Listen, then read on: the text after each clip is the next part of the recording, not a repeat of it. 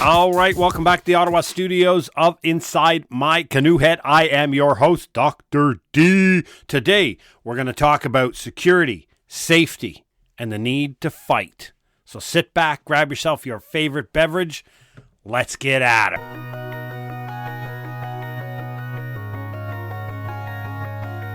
So welcome back and thanks again for joining us. We appreciate all your feedback and everything you have to say to us, for us, and against us here at Inside My Canoe Head. Remember, you can always drop by our podcast website, www.insidemycanoehead.ca.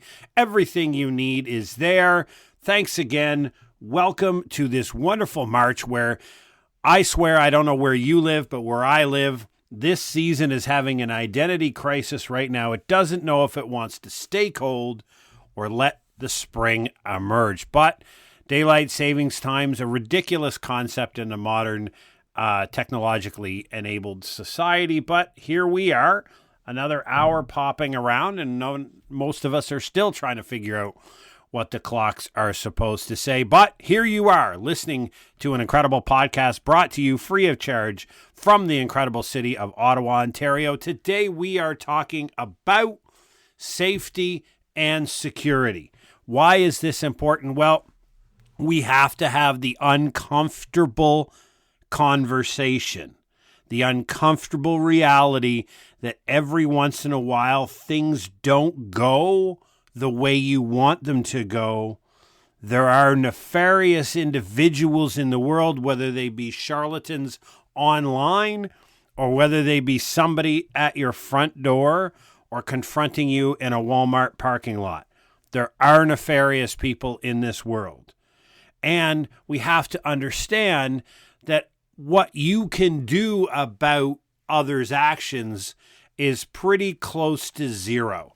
We remember back to the previous episode when we talked a bit about your dichotomy of control. And the reality is the Stoics phrased this the best of most philosophical disciplines, in that everything that occurs in the world falls into one of two categories: what you can control and what you cannot.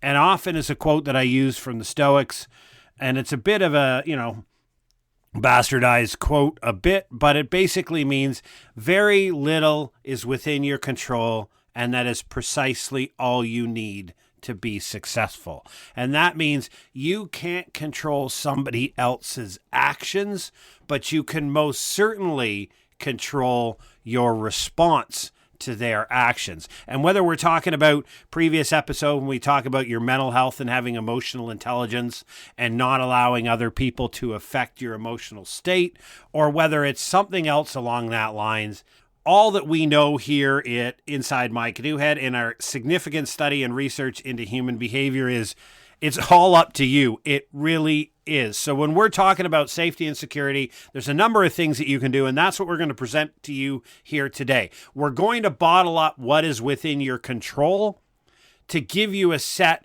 of ideas that you can employ in your preparedness plan, so that when the unlikely event occurs and you are confronted with a nefarious person, whether it is in cyberspace or in your physical 3 inches from your nose, you have a strategy to deal with that.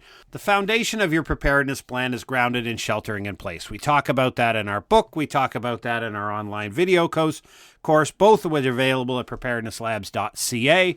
The point here is you will shelter in place for the majority of events that will occur in your life. Those events will have you and your family, however you define it, falling and retreating back to your home, and you being able to provide the animalistic requirements of food, water, shelter, health, safety, and security to those people for whom you're responsible in your residence throughout a timeline that you choose. Now, we recommend the timeline of 14 days.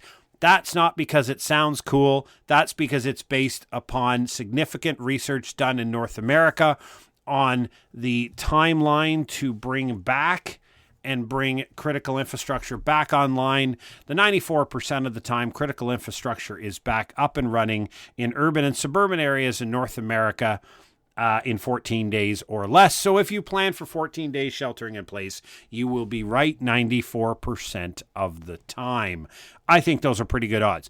But it is founded and grounded, if we can say that, in your shelter in place plan, right? So you're going to shelter at home. Home has a safety and security requirement about it. So we're going to deal with those separately. First, let's talk about safety. Safety has three big things that you need to worry about and to help you and your family. Number one is firefighting. This is not often talked about in the world of preparedness, but I'm dead serious. It is the number one thing. Equipping yourself with an ability to extinguish a fire. This is the one of two events that I will call for you to expend money in preparedness, right? And if you don't have the money to buy at least one, if not several, high quality, high volume ABC chemical fire extinguishers for your home, whether that be an apartment, an RV, an off-the-grid cabin, it doesn't matter. You need the ability to extinguish a fire that you come across that it accidentally starts. Electrical, chemical, grease fire, whatever. You need that ability. Now, if you do not have the money, there are a number of community plans that can be put together. We talk about this in detail in, I believe it's season 7 or 8. We have an episode that clarifies and talks about how to bring people together in a community to generate the amount of money necessary with the support of local NGOs and your fire department to bring together and get everybody a fire extinguisher. But you need to have a fire extinguisher and you need to have the skill set, right? You can watch YouTube videos. You can basically practice it, which I would highly recommend, and most volunteer or regular fire departments are willing to put on community events where they will teach homeowners how to properly use a fire extinguisher. They'll talk about the different types of fire extinguishers, and they'll talk about, this is about using your social capital, your connections in your community, and using the resources that already exist where you live. It's about reaching out and developing a relationship with your local fire station and ask them, hey, listen, we want to put on a community event. We're trying to entice people to take more responsibility for their outcomes, and we're getting them to learn about firefighting. We need your help. And they're going to help. You're going to figure it out. You need the ability to extinguish a fire before you lose your freaking house. Right? Because if you think about it, during significant exogenous shocks, very, very quickly, the fire resources in a urban or suburban environment will be overwhelmed.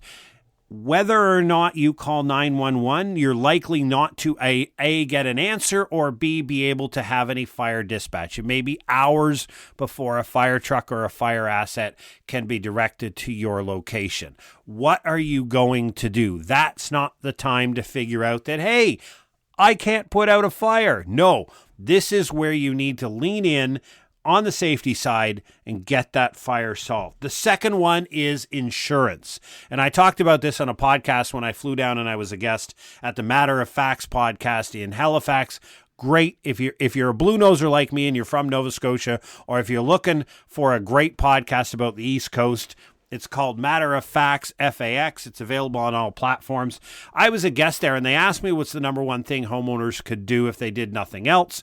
And mine was look at your insurance. Because I highly doubt that you have an incredibly detailed, intimate knowledge of exactly, specifically what your insurance covers and exactly what the payouts will be. If you have a loss of your home, exactly to the penny, how much is your insurance company going to give you? How does that money flow out? Do you have to pay that additional rent up front and get your money in back? Or do you know any of those details? Because likely what has happened and what most people do is, if you have a mortgage, you're required to have fire insurance. So you've shopped for the lowest possible premium cost. You signed the damn thing and you went away. You know nothing else other than you owe a fire insurance premium to an insurance company every year.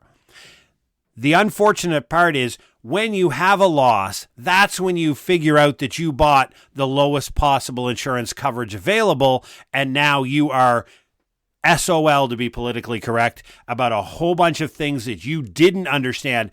And now you're all of a sudden going to decide to get angry at how the insurance company is organized because the benefits that are available to you are not what you thought they might be, not what you wanted them to be, because you failed to understand the insurance for which you bought. You need to be intimately understand. And I've said to people clearly, and clients to this in the past, you've got to talk to your insurance broker exactly to the penny right now. If I lose my house, I live in Ottawa, Ontario, exactly to the penny, how much per month are you going to pay me for alternate accommodation? You know, that second, because if my house burns down, I still have to pay my mortgage, even though the house isn't there anymore. A lot of people forget that. You still have to pay your mortgage. It may be 2 years before that house is rebuilt. You have to pay the mortgage every month. And when it's up for renewal, you have to renew the mortgage on a charred out hole in the ground, right? That's just the way it works. What the insurance company does is cover replacement. So the idea is you're not out any additional money because of the loss. The problem is if my insurance company pays $1,800 a month, it's difficult to get a bachelor's apartment in Ottawa for $1,800 a month, right? I rent a 3-bedroom townhouse. It's going to be $3,000 plus utilities. Is my insurance company paying that? That's the question. Is my insurance company paying that? Or have I got a loss? Is it now actually going to cost me more? Because if my insurance company only paid $2,500 max and I couldn't find anything lower than $3,000, I now not only am paying my mortgage and I've lost my house, now it's going to cost me $500 more per month, right? But you probably don't know that of what your insurance covers costs. If you're a renter, you have renter's insurance, right? So if you don't, you're a nightmare walking into a daydream. The point is that you need to have insurance, and your renter's insurance covers the loss of your personal property. Now, is that replacement cost or depreciation cost? Those are big different, right?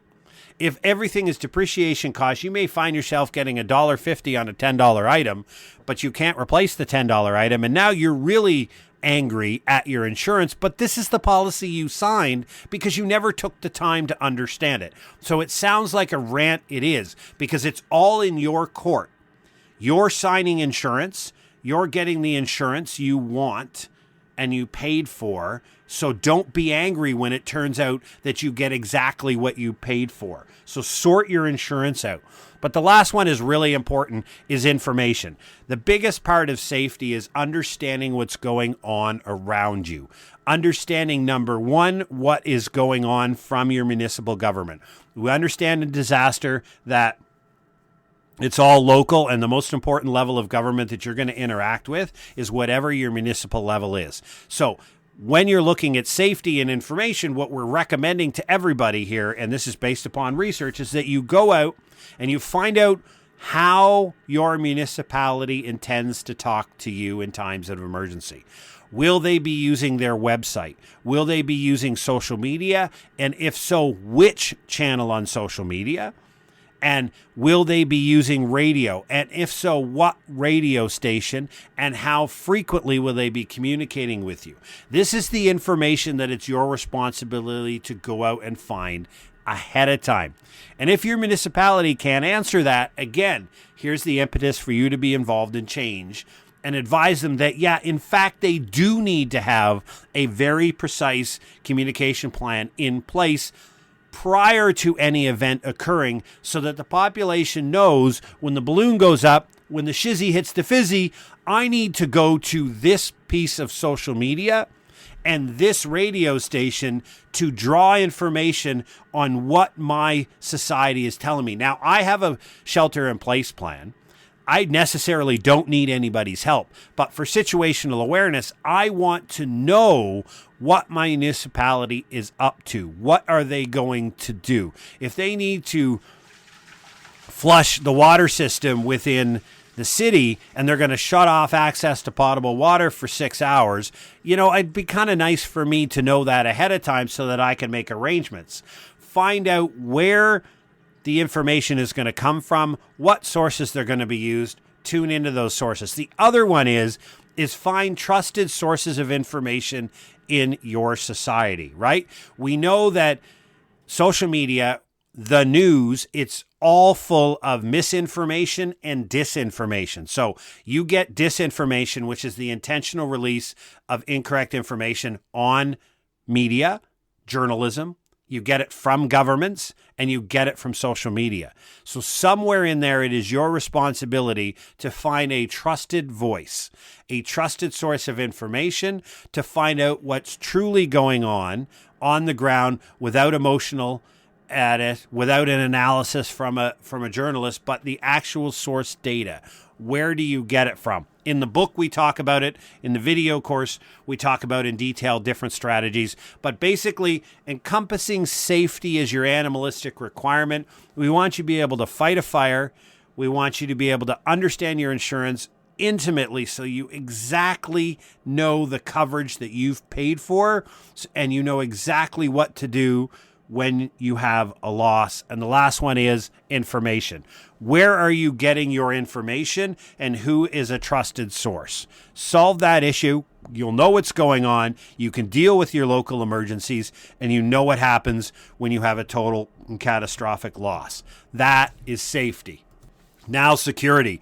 This is the big one, folks. This is the one that a lot of people don't want to talk about because everybody's nice in society and we always want to hug and love each other.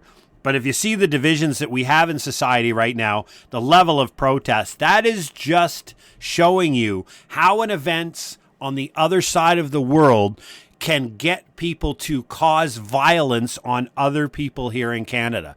We have mobs that are causing violent damage to human beings and property because they're angry about events that are happening on the other side of the world. Imagine what that type of human is going to do when the event occurs here and they're impacted personally, right? So, as I said before, when we talk about this, you cannot control the actions of other people, right? All that you can do is set yourself up for success by choosing a series of actions and things that you do in preparedness in advance of events occurring to set yourself up to increase the likelihood of better post-event outcomes. That is what preparedness exists for. The first thing, because we talk about a shelter in place plan, is you have to make your house look like a hard target, right? Unfortunately, maybe not all your neighbors are the same way, but as an individual, as a household, as your shelter, and as your community writ large on your street, look like a hard target. That means that there are no covered approaches to your house. And the police will talk to you about this. Those bushes and those cute things and those hedgerows, that's all a great place for somebody to hide. It should be a clear pathway to your front door that is wide open, to your back door that's wide open, and there are not places for people to hide. You need to have motion lights. And the best thing you can do, if you can afford it, is to have the battery operated motion lights, right? So they're solar powered during the day. Somebody walks down beside your house and they get lit up like a freaking Christmas tree, right? Nothing tells people to F off faster than lights. I'm serious. If the external part of your house is lit up like a Christmas tree, it's not a target. People are not coming. They're not looking for hard targets. They're looking for soft targets. And if the power is out and you have these battery operated motion lights, you get the benefit of having that effect on people approaching that are lit up. Now, if you have a significant disposable income, it's not a lot money, but it is an important investment if you can, is an alarm system with cameras. Now, these do take batteries. They have battery backups, and they can be set up to work when the power goes out, but you basically have an alarm system that gives you an advance notice and a deterrence. And a lot of people have said before, you know those ADT signs? Put a damn one in your lawn, because the criminal or the person coming up to your home has no clue whether there really is one or not. And if they're probably opportunists going to move on to somewhere else. Make your house a hard target. Make it look a challenge to approach clandestinely, and make it look like a hard target to enter, right? Cameras are another great thing.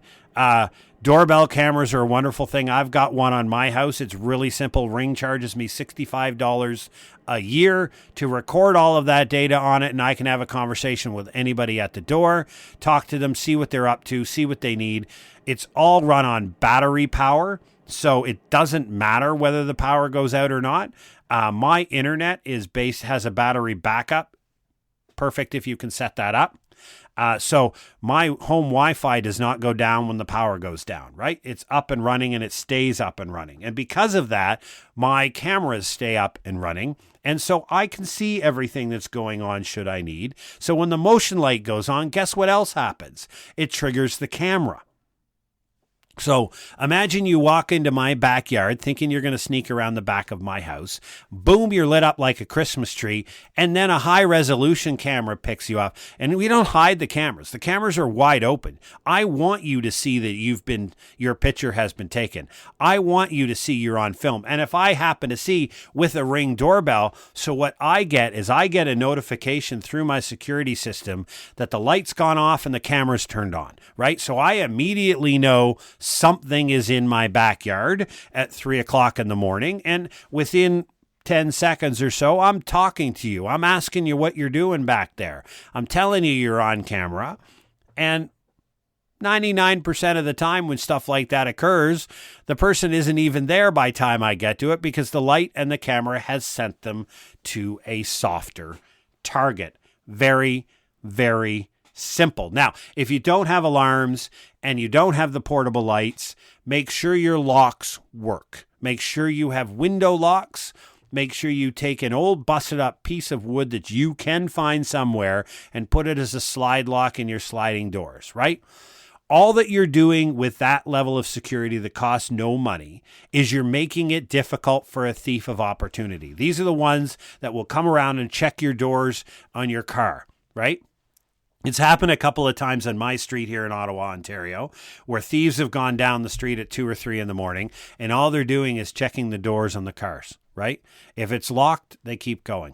And sooner or later, they come across somebody who failed to lock their car and has now been dispossessed of everything that's in the car, right? Thieves of opportunity. The same thing when they try the door and the door is locked, right? They can't get in. This is not your home invasion crew that's coming in to target something. This is not your robber who's going to smash a window and get in. Those are a very, very tiny percentage of individuals. This is making your home a hard target. The other thing that I want to talk about is situational awareness. And what that means in simplistic terms is you understanding what's going on around you. And it starts first with the concept of pattern of life. Now, pattern of life is what normally occurs in the neighborhood, the businesses, and the routes in which you travel in life. So if you have a regular routine, I take this bus, I walk in this area of downtown, I'm in this courtyard, I work in this building, I live on the street, I go on a walk with my dog through this certain pathway, right? That's pattern of life. What you notice are what is normally occurring, the people and the activities that are normally just a general, acceptable, regular part of what you do. That's pattern of life. You recognize that. When you know pattern of life, you very much more easily, shall we say, to use poor English, pick up on things that are not normal. People that don't belong there. Activities that are not something that you would normally see. Vehicles that you would not normally see. Collection of vehicles that you would not normally see. When you understand pattern of life and you pay attention to the world around you, you by default understand things that don't belong. The same thing is when you're on the subway, whether you're taking transit, whether you're in a grocery store, you just understand that certain human behavior is normal and certain is not. Understanding situational awareness makes you feel more comfortable in the environment in which you operate. The second part of it is you, again, like your house, need to be a hard target for robbery, right? Very unlikely event somebody's going to try to pickpocket or steal your purse or grab something out of your bag out of your hand as you're walking to your car at a store or a shopping mall. But let's be honest here. If you're somebody who walks around with a set of earbuds in listening to music, I can come up behind you and grab everything and you won't even know I'm there, right? Is your head on a swivel? Does that mean you're spinning around like Taylor Swift's Bodyguard? No. It just means that you don't have anything interfering with your audible sense, right? You have hearing. You have the sense of smell. You have the ability to see. All of these senses serve you well. You have a natural system, your fight or flight system, that has basically been, created over 100,000 years to keep the human animal alive, and it still works. And it works exceptionally well if you don't mask it. But when you mask it by burying your head in a cell phone with earbuds in on the subway, you're a soft target. I'm going to get whatever I want off of you, and there's not much you can do about it. So in today's modern, busy, urban and suburban environment, don't be the one sitting there. Sit on the bus, sit up straight, don't have anything in your ears, keep your cell phone in your pocket, and keep your head just, every 20 or 30 seconds, you're just looking around at the bus. You're a hard target, right? Nobody wants anything to do with you. Walk upright, shoulders out, head, shoulders back, chest out. It just means when you look like a hard target, and there's been some great research from criminals, and this speaks to they're searching for a soft target, something that's easy to rob. They're not looking for a fight, and they're not looking for conflict. So if you present yourselves in society as a hard target, they'll move on to something else. So basically, be aware of your surroundings. It doesn't cost any money.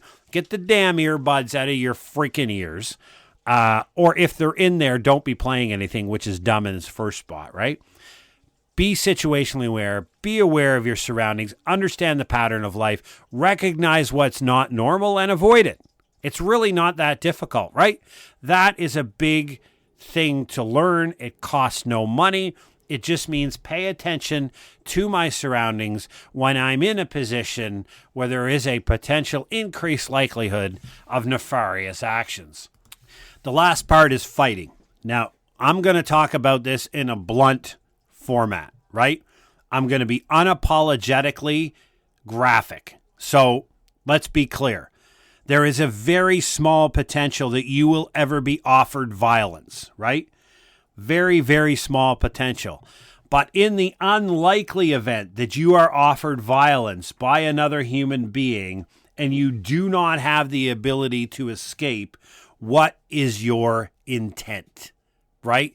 At that point, the police will tell you clearly and unequivocally to follow their demands, to give them what they want so that you can walk away another day, right? And I would advocate that 100 times out of 100. But every once in a while, you're going to be offered violence and you do not have an escape route. We always tell people to run. This is not about your ego or proving your stature in society. But if you fight someone and they fall and hit their head, you may be looking at serious criminal charges. Don't assume that self-defense will always be accepted. However, when you cannot run, and there is someone between you and your escape route, you may have to remove them from your path.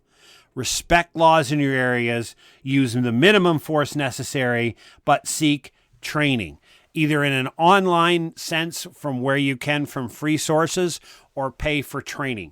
I'm not going to advocate the use of violent force, but there is a very small and highly unlikely possibility that you will be presented with physical violence by somebody who's going to cause you harm. And I'm not speaking steal your purse or your wallet, who's about to cause you physical harm in a grave sense or in another sense, if you know what I mean. And you have no avenue to escape. You must physically remove them from the pathway to escape and run. How are you intending to do that? That's a tough question for a lot of people because they want to live in a society where we get along, violence is bad, everybody loves each other, we can talk through, and you know what? That's great. But the reality is that's not always going to be the case. And right now, are you willing to cause physical harm to another human being to protect yourself and the ones you love? That's a question. And if you are willing to cause physical harm to another human being to protect yourself and the ones you love, how do you intend to do that? Right? How do you intend? If you know how to throw hands and you're going to throw hands, awesome. If you've taken some boxing, some Muay Thai, some various different martial arts, whether it's Krav Maga or something else like that, or a women's self-defense class, I strongly encourage, in the greatest possible sense, to figure out a way to put a group of community and like-minded people together to get a volunteer to come in if you don't have the funds to support your education in self-defense. Because when the day happens, that's not the time to realize I probably should have invested time in learning how to fight. When you have to fight, when you have to use physical violence against another human being, you may not like it. You may not want that world to exist. And the likelihood is it probably won't. But when it does, you better be able to go, because that's the time you'll be called upon. And if you didn't take the preparations, you'll bear the results of that. Now, I'm talking about unarmed combat, right? I'm talking about using everything that you have around you in a violent sense to make a pathway so that you can escape and run away. I am not talking about the application of force using a firearm. The reason I'm not is I am not, while I am a qualified firearms instructor in some sense, I'm sure my qualifications have run out over time. I do not know the laws where you live in. I do not know the regulations where you live in. I do not know whether you own or do not own a firearm, or whether you're allowed to carry a firearm. I'm simply not going to touch it. If you live in an area that allows you to own a firearm, then I'm going to strongly suggest that you take training from a formal firearms instructor who themselves have significant experience, right? I don't teach my kids how to handle firearms because I am not independent qualified. They all have independent instruction from properly accredited firearms instructor. Just because you know how to use a pew-pew doesn't mean you're qualified to teach somebody else how to use a pew-pew, okay? Don't think just because you can slide lock a 12 gauge that you are good to go and you can teach people proper handling of firearms. There are courses for instructors. Find one, get a volunteer. If you're going to go down the road of employing any type of firearm in any shape or form related to security, you need to get proper training, you need to get proper legal advice, and then you need to properly store and handle the firearm. I have no idea what your laws are. Follow them to every extent that you must. And that's all I will say about the pew-pew. So remember, under security, you're looking at making your home under shelter in place a hard target. Make people think twice. Make the criminal move on to a different location. Make yourself a hard target when you're out and about by employing situational awareness. Get those damn earbuds out of your ear. Walk upright. Don't be carrying a Louis Vuitton purse down the street in New York City and wonder why it got ripped off your shoulder.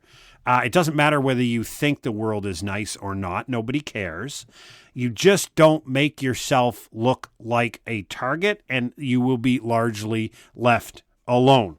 But remember, there is an unpopular, very unlikely, but not zero probability that you will be placed in a position where you will have to fight, where you will have to offer and provide physical violence on another human being. And in that case, when that day comes, you better have the training ready. You better have invested in yourself to figure out how you intend to do that. Those are the parts of security that are important. So if you look at safety and security, that makes you a hard target. It makes you informed. It makes you able to defend your own home from fire. You understand the insurance, which is risk transfer. So with those 6 items we've talked about here today on the podcast, you have taken a huge leap forward in protecting you and the ones for whom you're responsible and your possessions and your residence against significant loss in the times of an emergency. So take the time, learn, understand, follow us here at InsideMyCanoehead.ca. Drop over to our parent company's website, www.preparednesslabs.ca. And all of the information, everything that you need there to adopt a prepared life is present. We have a free download to start your relationship with us. Sign up for our free newsletter. Comes out every Wednesday to your inbox. Talks about what's going on in the company on our social media profile. Gives you some hints, access to blogs, and various other free information related to individual, household, and community preparedness. So thanks for taking the time to join us this week at Inside My Canoe Head. I hope your spring is going to launch pretty soon and that you enjoy the coming summer. And for my friends down under, as you are waning the end of your summer and looking at winter, sorry about that, buds. But mate, I need some sun. Take care. Stay safe.